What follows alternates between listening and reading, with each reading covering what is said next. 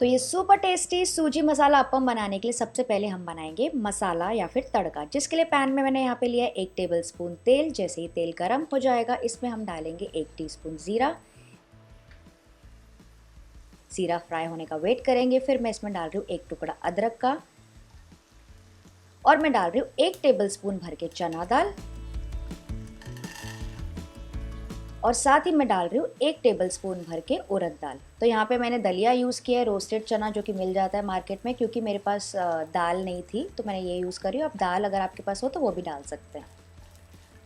इन सारी चीज़ों को फ्राई करेंगे। फ्रेंड्स, ये बहुत ही ज़्यादा बेसिक तड़का है, बहुत ही आसानी से बन जाता है, लेकिन इसकी वजह से जो मसाला अप्पम में जो टेस्ट आता है ना, बहुत ज़्यादा मज़े का आता है। तो बस इसको 20 से 30 सेकंड के लिए चला लेंगे। थोड़ा फ्राई हो जाएगा, कच्चापन निकल जाएगा। उसके बाद मैं इसमें डाल रही हूँ सूखी लाल मिर्चें। तो मैं 4 से 5 सूखी लाल मिर्चें डाल रही हूँ। अगर आप कश्मीरी लाल मिर्च यूज़ कर रहे हैं तो आप थोड़े ज़्यादा भी डाल सकते हैं कलर के लिए, लेकिन ये स्पाइसी वाली है तो मैं इतनी ही डाल रही हूँ। फिर हम इसमें डालेंगे थोड़े से करी पत्ता, इसे भी फ्राई करेंगे।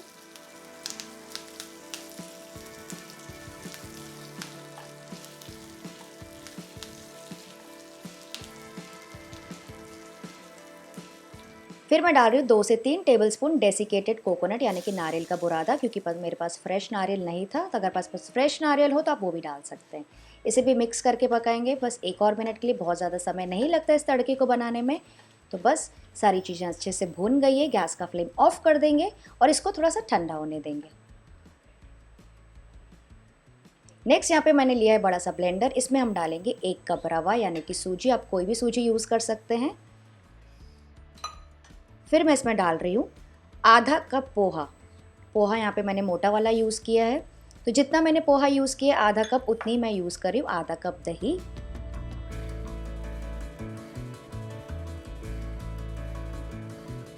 और फिर हम इसमें डाल देंगे जो हमने अभी तड़का प्रिपेयर किया था। तो ये पूरा तड़का इसमें डाल देंगे। फ्रेंड्स, इस तड़के से जो टेस्ट आता है ना, एकदम अलग ही लेवल पे हमारा मसाला अप्पम बन जाएगा। तो इसे ज़रूर डालेगा और आप चाहें तो थोड़ा ज़्यादा भी डाल सकते हैं। फिर हम इसमें डालेंगे 1 कप पानी अभी के लिए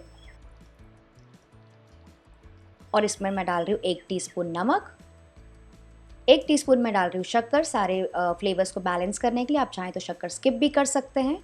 और अगर आपको ऐसा लगे ना कि आपकी लाल मिर्ची बहुत ज़्यादा लाल नहीं है, तो आप इस वक्त इसमें थोड़ी सी लाल मिर्ची का पाउडर भी ऐड कर सकते हैं। इन सारी चीज़ों को अच्छे से ब्लेंड कर लेंगे। ये देखा आपने कितना स्मूथ और क्रीमी मिक्सचर रेडी हो गया है।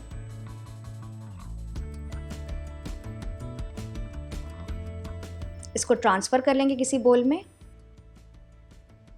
और इसको ढक के रख देंगे 15 से 20 मिनट के लिए सेट होने के लिए। क्योंकि हमने इसमें डाला है रवा और पोहा, तो उसको फूलने में थोड़ा सा समय लगेगा।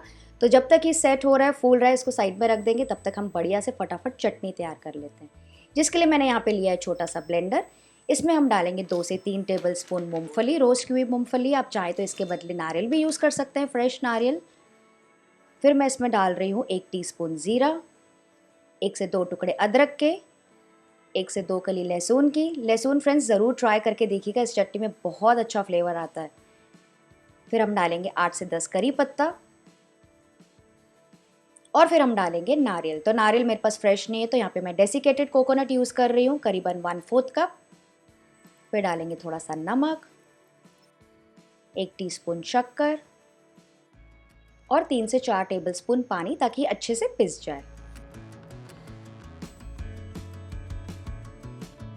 और इसको अच्छे से पिस लेंगे।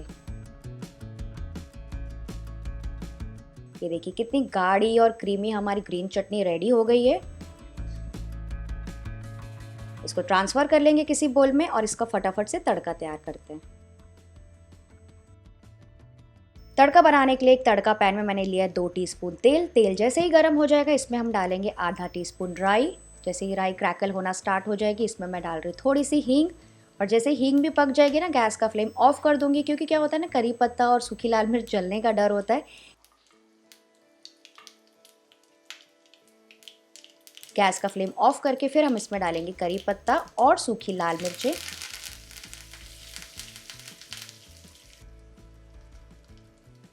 और इन्हें भी फ्राई करेंगे 10 से 15 सेकंड के लिए, क्योंकि इन दोनों को पकने में ज़्यादा समय नहीं लगता है। तो बस हमारा तड़का तैयार हो गया, इसको डाल देंगे इस बढ़िया सी चटनी के ऊपर। थोड़ा सा मिक्स कर लेंगे। बस ये रेडी हो गई हमारी चटनी, फटाफट 3 मिनट लगा इसको बनाने में। इसको साइड में रख देंगे और चलिए अपना बैटर भी चेक कर लेते हैं। तो बैटर देखिए हल्का सा गाढ़ा हो गया है क्योंकि फूल गया, सेट हो गया है सूजी और पोहा की वजह से। तो इस वक्त मैं इसमें डाल दूंगी थोड़ा सा पानी। तो मैंने मिक्सी में ही थोड़ा पानी डाल के निकाल दिया है, करीबन 2 से 3 टेबलस्पून, बहुत ज़्यादा गाढ़ा नहीं। जैसे नॉर्मली हम डोसा या फिर इडली का बैटर रहता है ना, बिल्कुल वैसी कंसिस्टेंसी का चाहिए। अच्छे से मिक्स कर लिया हमने और फिर मैं इसमें डालूंगी 1 टीस्पून इनो या फिर 1 सैशे इनो, ये आता है मार्केट में, वो भी पूरा आप यूज़ कर सकते हैं, सेम ही क्वांटिटी का रहता है। बस ये याद रखिएगा कोई फ्लेवरफुल इनो नहीं यूज़ कीजिएगा, या फिर आप ये लेमन वाला यूज़ कर सकते हैं या फिर प्लेन ब्लू वाला। और फिर इनो डालने के बाद भी इसको जल्दी से मिक्स कर लेंगे, बस 30 सेकेंड के लिए। बहुत ज़्यादा मिक्स भी नहीं करना है क्योंकि इसकी वजह से क्या होता है ना, थोड़ी सी फ्लफीनेस आ जाएगी, फ्रॉथी बन जाएगा हमारा बैटर और काफ़ी सारी झाग आ जाएगी जिसको हमें कोलैप्स नहीं करना है, मतलब इसको बहुत ज़्यादा मिक्स करके इसको दबाना नहीं है। नेक्स्ट यहाँ पे मैंने रखा ये छोटा सा पैन, आप चाहें तो तड़का पैन भी यूज़ कर सकते हैं, अप्पे का पैन यूज़ कर सकते हैं, या फिर जिसमें हम तड़का बनाते हैं ना गोल वाला पैन, वो भी यूज़ कर सकते हैं, उस पर भी बहुत प्यारा सा शेप आता है।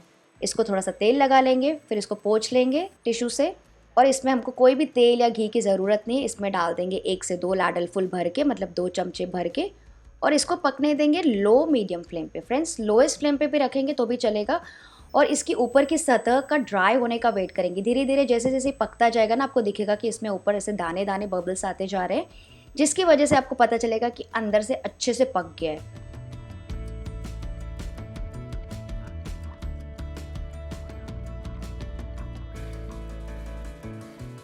ये देखिए ऊपर से अच्छे से बबल्स आना स्टार्ट हो गए, क्योंकि ये वाला जो अप्पम है ना फ्रेंड्स, इसको हमको फ्लिप नहीं करना होता है, एक ही तरफ से पकता है। आप चाहें तो इसको ढक के भी पका सकते हैं, लेकिन वैसे ढकने की ज़रूरत नहीं पड़ेगी। देख सकते हैं कितने प्यारे से दाने आ गए। तो बस ये पक गया है, मैं आपको नीचे से भी दिखाती हूँ। ऊपर से कम्प्लीटली ड्राई है, नीचे से एकदम परफेक्टली गोल्डन ब्राउन पका हुआ है। तो इसको निकाल देंगे और इसी तरह से बाकी के अप्पम भी तैयार कर लेंगे विदाउट एनी ऑयल और घी। तो फ्रेंड्स अगर आपको मेरे वीडियोस वाकई में अच्छे लगते हैं तो इसे लाइक ज़रूर कीजिएगा और कमेंट भी करके बताइएगा कि आपको वीडियो कैसा लगा, क्योंकि आपका हर एक लाइक और हर एक कमेंट मेरे लिए बहुत मायने रखता है। देखिए ऊपर से जो बबल्स फॉर्म होते हैं ना, जो होल्स बनते हैं, बहुत अच्छे लगते हैं, जिसकी वजह से काफ़ी ज़्यादा सॉफ्ट और स्पॉन्जी रहेगा।